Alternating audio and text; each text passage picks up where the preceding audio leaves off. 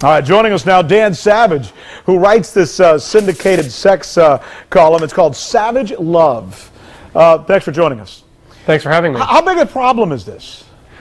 Well, it's a big problem in the lives of a lot of the men who do it. It's not a problem in the lives of most openly gay men. Invariably, when there's a bust in a public restroom where there's this lewd activity going on, reporters are shocked to discover that the men who've been arrested are heterosexually identified, straight identified, married men, frequently, and priests. Very rarely do you hear about openly gay men being busted in a place like that. So what are you saying? What are you saying with that? I'm saying it's a release mechanism for guys who are closeted. This is once again a la as with Ted Haggard, who claims to be heterosexual now, with Bob Allen, the Florida state rep. Whose fault is it that they're closeted?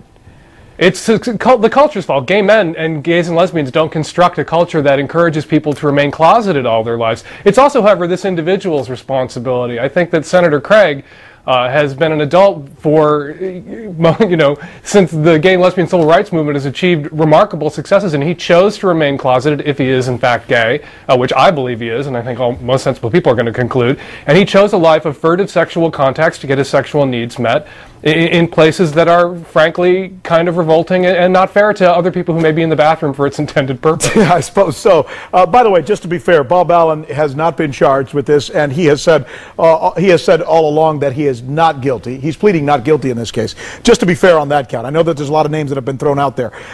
When you look at this, though, couldn't you just say these guys, the ones who actually are found guilty of something like this, are just plain wrong, and it has nothing to do with the culture forcing them to do these things? Because after all, I mean, going into a bathroom to have anonymous sex with somebody you don't even know is in and of itself just creepy, isn't it?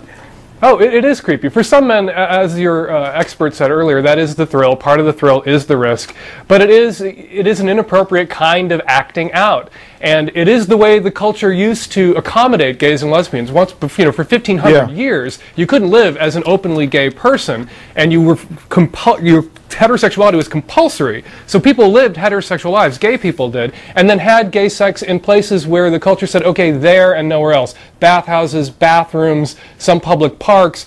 And that cultural compact is now shifted, where you can live an openly gay life, and there's less tolerance for this sort of activity, even among gays and lesbians. Gay people don't like hearing that he was, arrested doing something gay in a bathroom. There's something gay about what he was doing. He was doing something pathetic and desperate in a bathroom. It's something that very few gay men do. Right. It has nothing to do with that. You make a very good point. That's important. By the way, how do these guys know where to go? I mean, are there specific bathrooms that they know to go to? There are now, thanks to the internet, lists of cruisy toilets that are constantly updated and websites. And again, these websites really do facilitate and make it possible for men who choose to remain closeted because they believe, Jesus hates them if they're gay, or their constituents won't vote for them if they come out, which is very likely in this case. It makes it possible for them to live a double life, and what facilitates that double life. What about this officer? Did you read the police report? The officer talks about tapping the foot and then, holding with his hand the bottom of the stall. Is this true? I mean, are there actual hand signals and gestures that you make when you want someone to engage in something like this with you? Well, I've never engaged in this, but from what I've read, there is an escalation of contact when people are trying to cruise. One of the things that most people don't realize about these cruisy bathrooms, your reporter showed a clip of children in a park to create the impression of children in peril. Most of this stuff is very subtle, and people have no idea it's going on because the person's engaging this contact don't want to be arrested, don't want to be busted, and also don't want to alarm people unnecessarily. And so what there'll be this initial contact, a little initial eye contact, which is where the police report begins, and then this subtle and slow escalation of welcomed and reciprocated subtle signals, the tapping of feet. The police officer didn't, if somebody stared at me through a crack in a bathroom stall as this began, I would give them a dirty look and they would go away, as most people would. The police officer did not, welcomed the contact, and the senator escalated the contact, which is how these things play out. People don't just leap on each other in public restrooms. That is what the police report says. It is what is alleged. We'll follow the story. We thank you, Dan, for bringing us your insight on this. You're welcome. Thank you for having me.